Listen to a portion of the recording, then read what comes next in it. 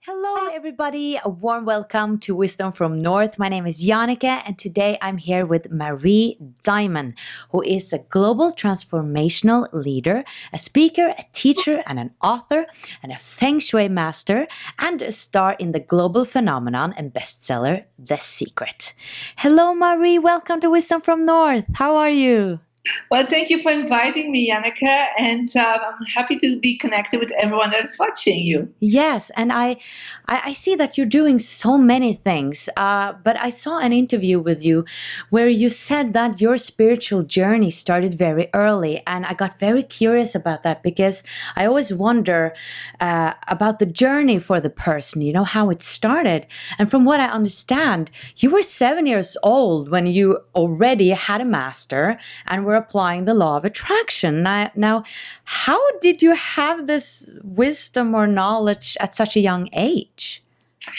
Well, I think it's something that came from past life experiences. I already had some information, I think, in my soul and heart, and as a child, I already could see energy. So I could see people's aura field, and what was going on in their soul and heart. And so my parents were aware of that, and they just allowed me to say things. And when I saw somebody that would pass away, I would tell my mom, like, this is going on, or I just could see what was living in people's energy and also in people's homes. I could really see the energy fields. And so for me, I was like, it was normal. Yeah, I spoke about it. Nobody was contradicting me. So I thought, like, oh, that's normal, So did your parents have it, or was it only you? Well, I would say both my parents are very intuitive. They both passed away already, but I think my father had more like a clairvoyance about him. And so things that he said before he passed on, later on, all came true. So I think he has, that inner atonement with his soul and heart. And so for me, it was just like I was very connected with God. I was very much a Catholic from background. So, connecting to God, praying was just a natural thing for me. So it was not like, strange in any way. Right. But then you had a near-death experience. Would you like to tell us what happened? Yeah, so when I was 15, I was actually run over by a truck. And so I actually, they declared me dead. So they put the fabric over me and they put me in the ambulance. And my mother was warned at the last minute. It was very close to my home. So she was actually in the ambulance with me. But of course, I could not know because she was actually at home when I was traveling from school to see her at home. So I remember that I was actually seeing myself laying down, and I was 15. Okay, so I see this cute male ambulance man, and I was like, my God, he's good looking. I saw this blonde curly hair, and I saw my mom crying next to my body, and I was like, what is she doing? Like you were outside your body looking at... like hovering above my body. And then I kind of, went through like dimensions, and I actually came to a place where there was like all these beings of light, and they were just sharing with me that it was not my time, and that I had to go back, and that my purpose was to enlighten more than 500 million people. And so I came back in my body a few days later, and my mom was sitting next to me and was crying, and apparently I was very a lot of wounds around my face. My face really looked very, very bad because I had fallen on my face. And so they spoke about plastic surgery and so on.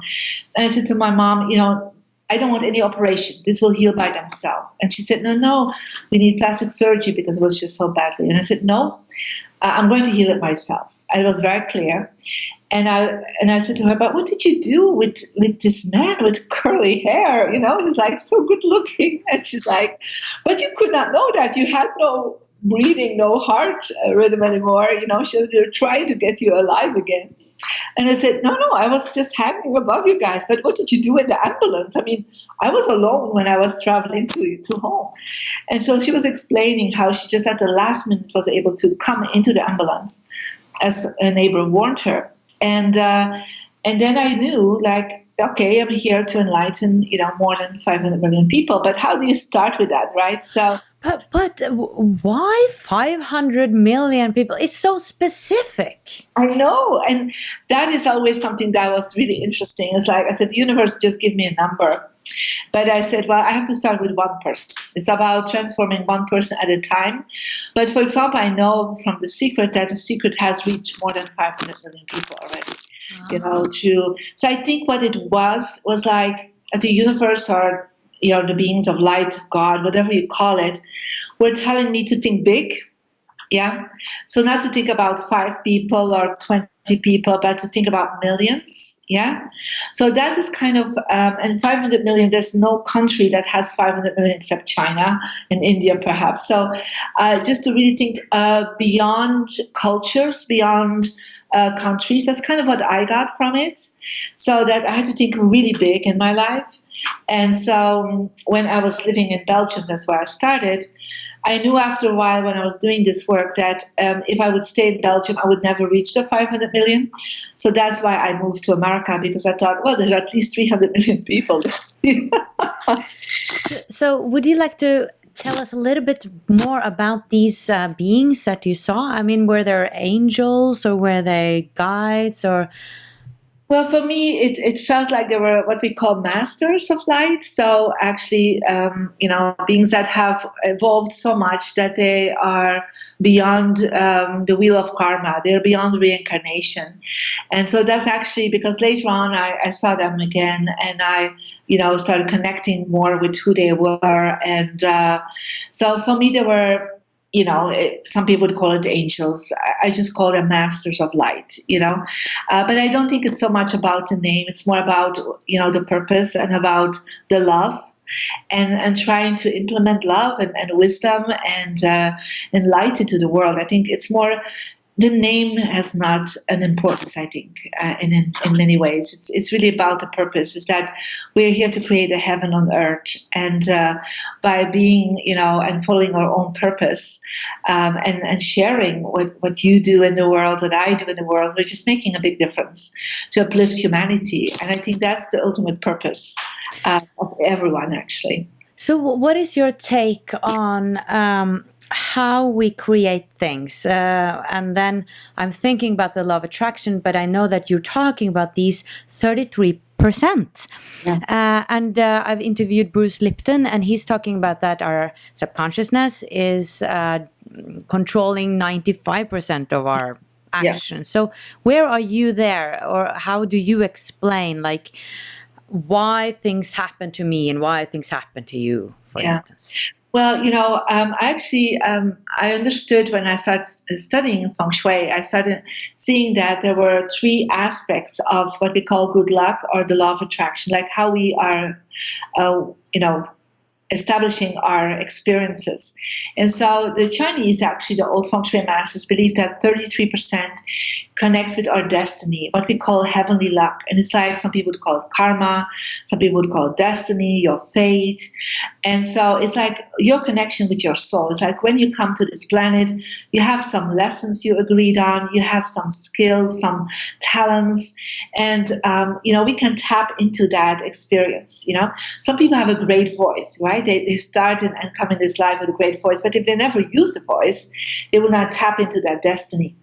Okay, so it's like we come in with this aspect, and so destiny is not 100%. This is like your spiritual frequencies you have come in and explored through this body that you have. Is right? That also what parents you have, what country you go to, what body I'm in? It's like the body, the looks you have, the gender you chose, your parents that you were born with, your country, your culture. So the whole package, like your birth package, I would say.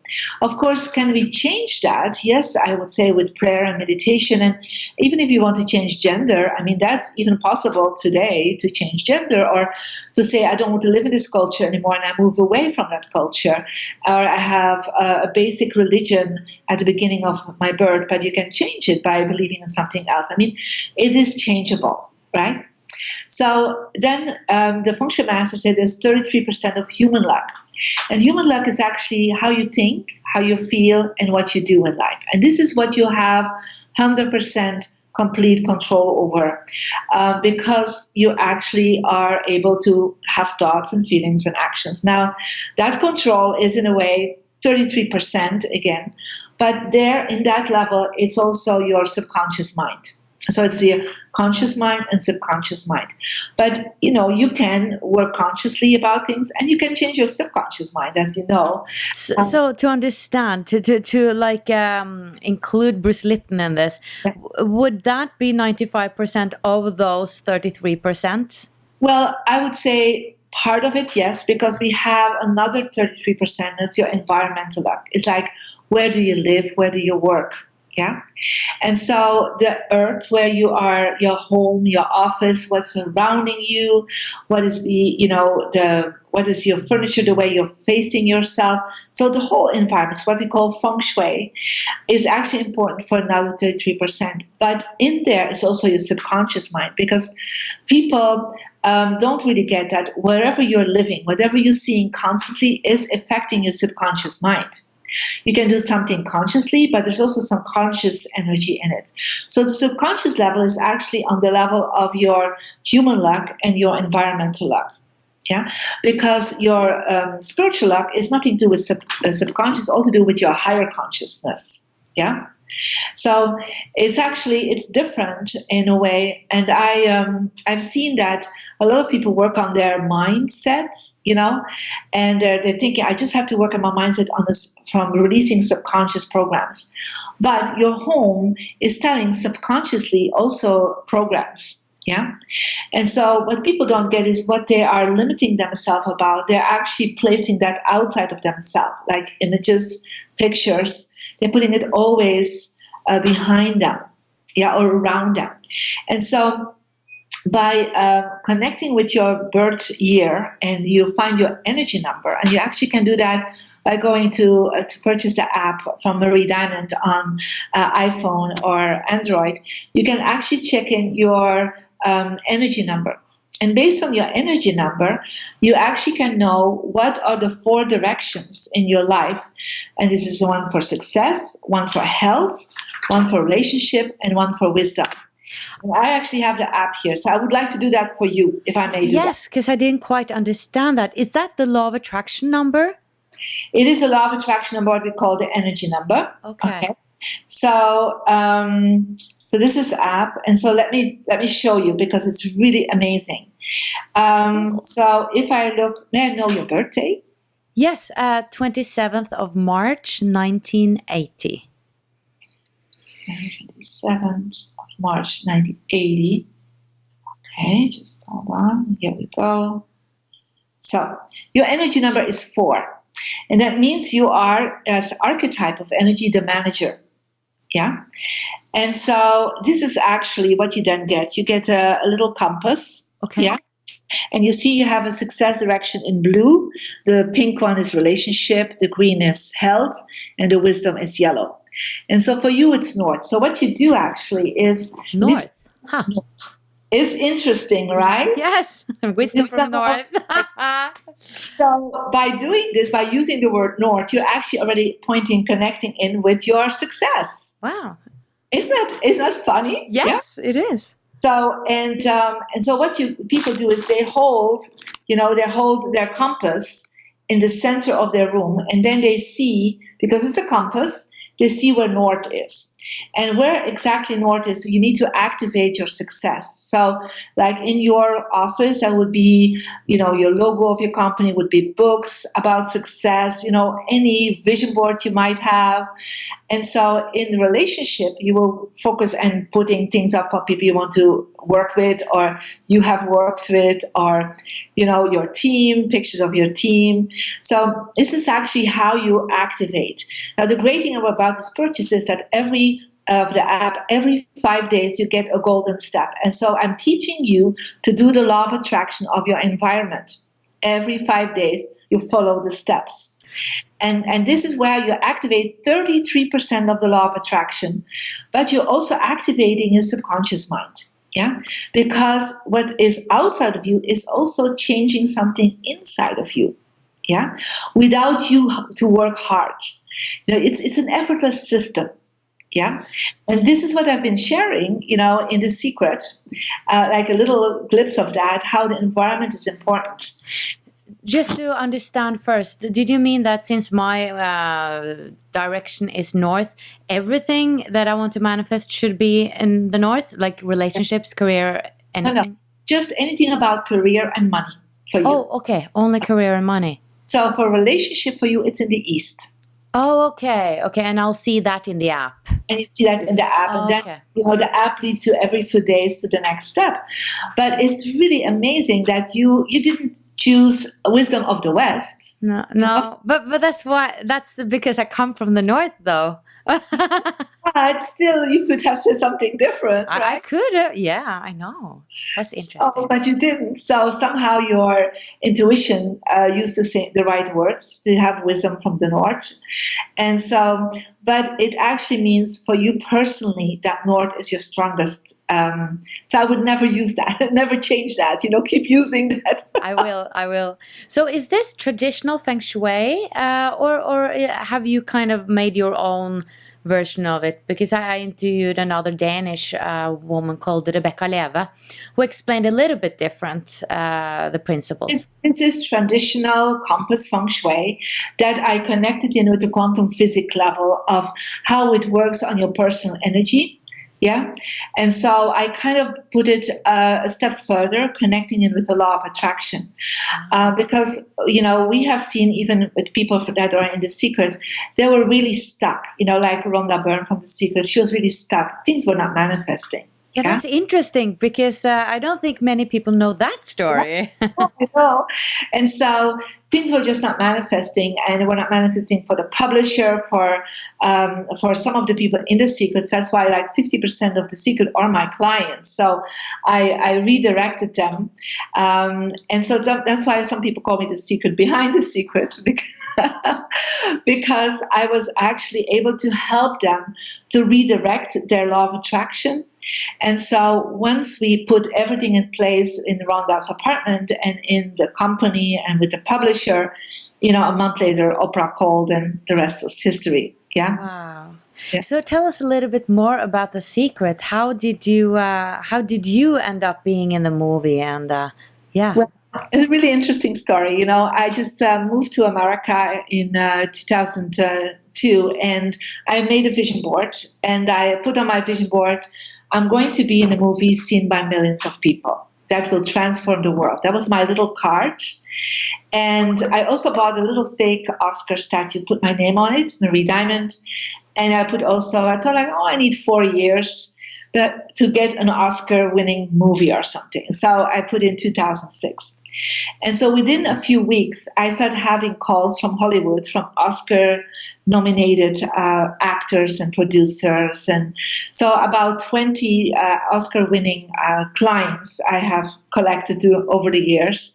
And it's always like with my little Oscar. And then, I did not know if I was going to be in a movie as a producer or as an actress. So, I don't know. But I never thought I would be in it as myself. Marie Diamond, right? Because that system or that project, The Secret, did not exist yet, right? I mean, at that time, Rhonda Byrne was not even thinking about this movie, okay? So, but interesting, as I put this out there, within a few weeks, I was invited to help Jack Canfield with his office and helping him as a mentor to change, the directions of the law of attraction for him and his company. And then he invited me to be part of the Transformation Leadership Council, who is like all the top 100 transformation speakers and authors that are together. And I said to Jack, but Jack, I'm not ready for that. And he's like, oh, Marie, one day you'll be as famous as everyone else. And I said, okay, I accept, And that's where I was filmed. And there were 70 people filmed for the movie The Secret. And I was the only one from Europe that was accepted. And so some people would ask me later on, why were you in the movie, Marie? And I said, well, it was on my vision board. Yes. So I put it out there to be in a movie. Yeah. And so I think that's also why I attracted it. And I needed to reach 500 million people. So how could I do it, Yes, it makes sense. But I think, because I think a lot of people are thinking now that, but I've done that too. I have big dreams, but they're not manifesting. And it seems like, for you, it was very easy. But I'm thinking like you had a special childhood, like you grew up with this belief. Yes. The knowledge and the belief. And maybe for me and other people, it's like, yes, I want to change the world, and I want to, I have this dream and that dream, but somehow I don't believe in it deep down. Or maybe I do. I'm not sure. I'm just not sure what's going on in my subconsciousness. But to you, I think it seems like you knew what you were going to do all your life. So it was easy to believe in that because you had kind of the license, from the beings up there to do it. Do you see what I mean? Still, it's like I had a license to love, and but I think everybody has a license to love and a license to uplift humanity. But it's like, do you take on that license, But of course, I had to practice. I mean, since I was 7, I practiced daily meditation. I practiced daily connecting with my soul. And there are 3 things that I always think is so important. Is meditation daily. Yeah. Contemplation at the end of the day, contemplating, what did I do great? Be grateful. What did I not do great? Improve it the next day. That's contemplation. And the 3rd day is service. It's being of service to other people. And service doesn't have to look so big. It's about, smiling to a stranger. It's about helping somebody in need. And you don't have to think, I need to help them on the other side of the world. It's people close to you. You can start with. I mean, I started literally at school when I had my license to love, as I call it. I started like, how can I help around me? Yeah, and it was not an easy time. I was bullied at school. I was sometimes beaten up in school. I mean, I had a really tough time in high school, but I made the decision to love my bullies, to love the people that were not nice to me. And as I did that, and I went to loving them and being grateful they were in my life, to learn some lessons of compassion and not judgment, that, they switched around and they became friends. Not the best of friends, but they turned around. And I think everything we have in our life, if we stop judging it and we're turning it around in such a way that we are going to see how that can help us, our higher purpose to manifest. How we can, if we look at it from a perspective of love instead of an aspect of judgment and fear, then things will change. Of course, it's not like this all the time. It is practice, and every day you work a little bit on it. And so I worked on it since I was 7 consciously, and at 15 very consciously. A daily practice was for me very, very important. And so even on the app, you will see there's a little meditation that I learned when I was 7 to do every day to connect in with that the highest aspect of myself. Yeah, and but then when I asked when I was 15, my spiritual master, like, I've done this for 8 years and I still have an accident. What's going on? And he just said, Marie, you have bad Feng Shui, So I was like, okay, what's that? So he said, if you bring in the environment to align with what is your inner purpose, so that your home and your office is a reflection of your inner purpose, then things go easier. They become effortless.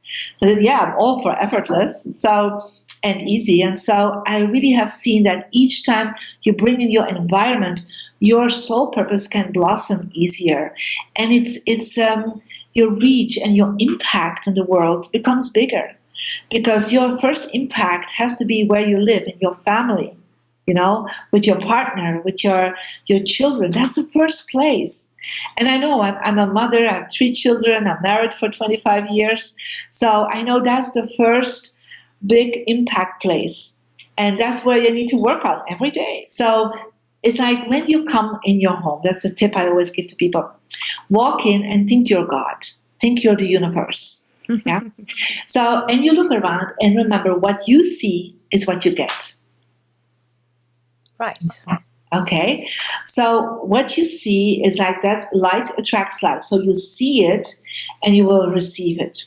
It's not just what you focus, it's focusing through your eyes is also part of law of attraction. So you open the door and you're like, okay, do I see boots on the ground and coats hanging? I mean, I would say a king or a queen would come in a castle, they would not see their boots on the ground, or their coats. Yeah, I know. You need Where to work. should I have them? It's difficult when you have a small place. I know. Well, you put them in a closet or you put the shoes in a little basket so that you don't see them. Oh. Right? So it's like what you want to see is the first thing you come into your home. What is the first image? Does it make your heart feel great? Or is it like, okay, it's not feeling so beautiful? Yeah.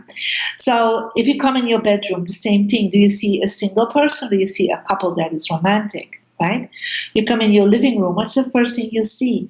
Is it like clutter or is it like your a sofa with the back towards the door where you're actually saying, keep out because I don't want to really look at you when I'm watching television. So there's all these little things and it really makes sense. But it just doesn't only make sense. We have done so much testing over this more than 20 years, how the brain changes. It's like the brain goes from beta brainwaves to alpha brainwaves within 3 seconds when we change something around us. Yeah, and when we're in alpha brainwaves, we actually go into inspiration and feeling great.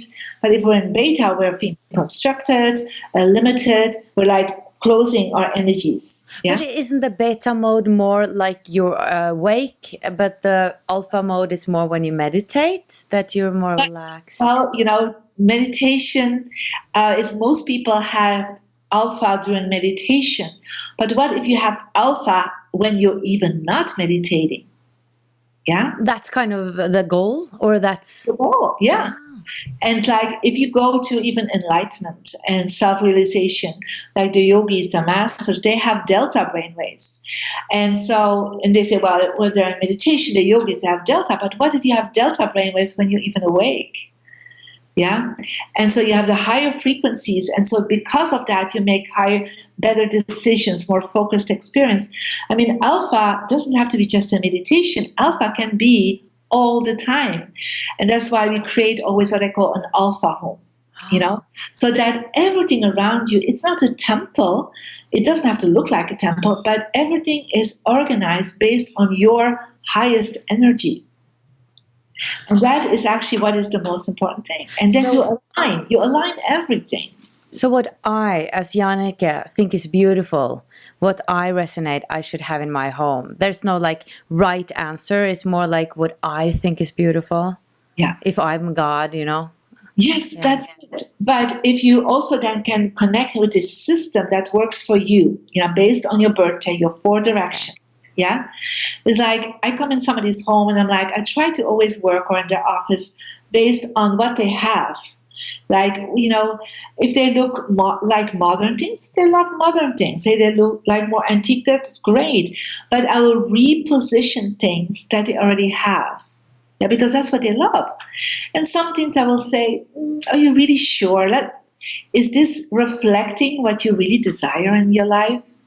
And they're like, not really. I got it from an aunt and, she comes to visit me a lot. And I said, well, hang it when she's there. Yeah, because people are into art, but art can be so many things. Sometimes art is of gruesome situations and, blood and red and black. And I tend to be like, oh, I don't like that picture, but I see many people like that. And they have it in offices, especially the most modern, popular art, and I'm like repulsed by it.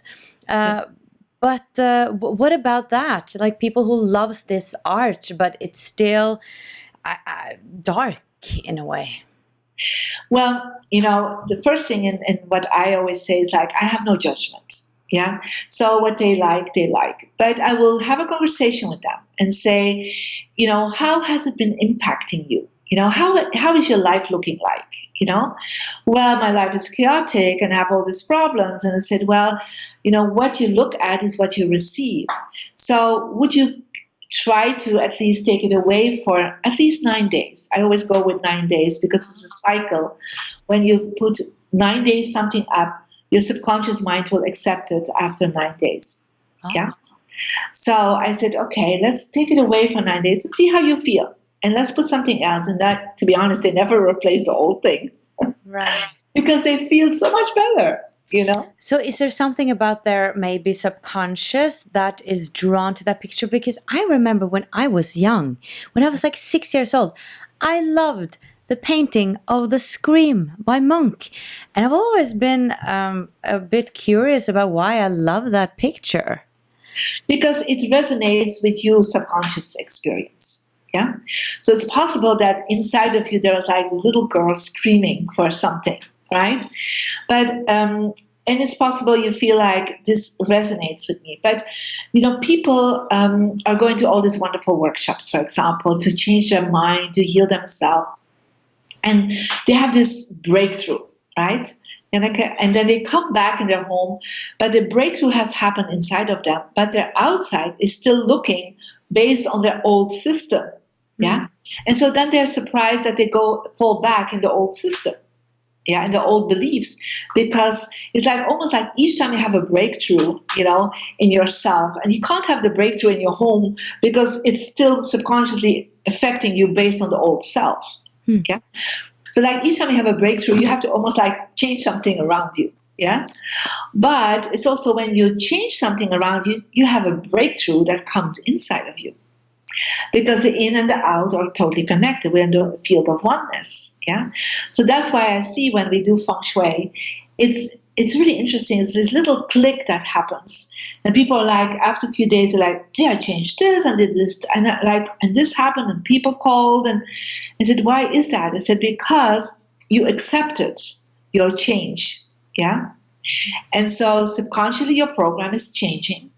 But it's sometimes easier to change something outside of yourself than inside of yourself. Yes.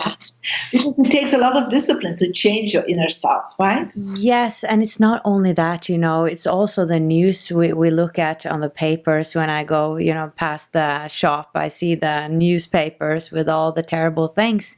It's like fear all over, you know. So I think it's about being truly conscious about what do I want to take in also when you go out in the world.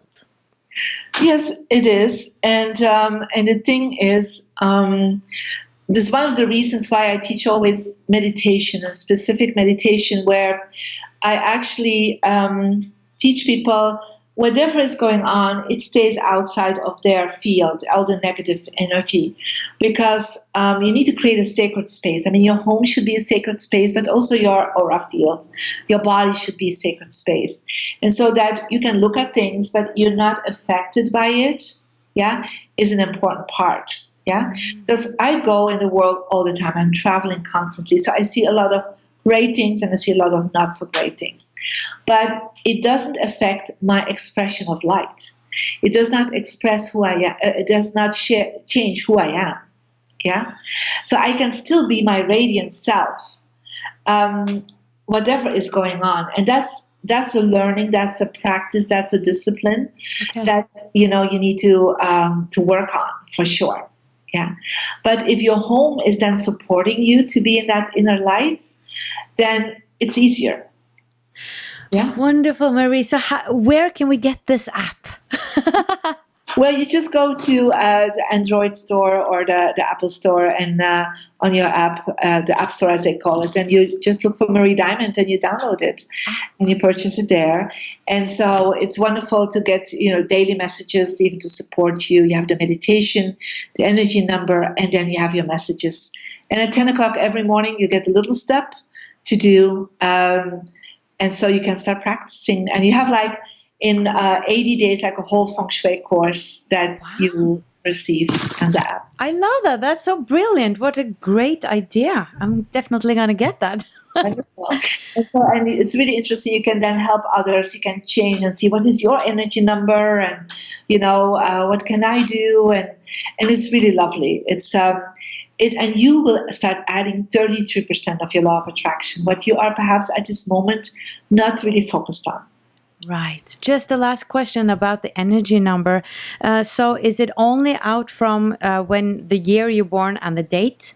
Yes. So that means that everybody who's born on the same day. Gender. It's a gender, yeah. So based on your gender and your day of birth, and so it's really interesting. Once people start connecting with that, you will see you have this basic general thing, and then what we always do, we do every year a program called The Best of You, and so that is also what is going on yearly for you, because there are some things yearly we need to update in our home. Yeah, and it's always around January. So if people go to maridama.com and sign up for the special free gift, they will be updated for any extra steps that you can take to really improve your law of attraction. Awesome. Wonderful. Well, thank you so much, Marie. This was really interesting and fascinating. And I feel like I got some work to do at home here. Thank you so much, and take care and good luck with all your wonderful work. Thank you. You too. Thank you for watching, guys. Much light from Oslo. Bye-bye.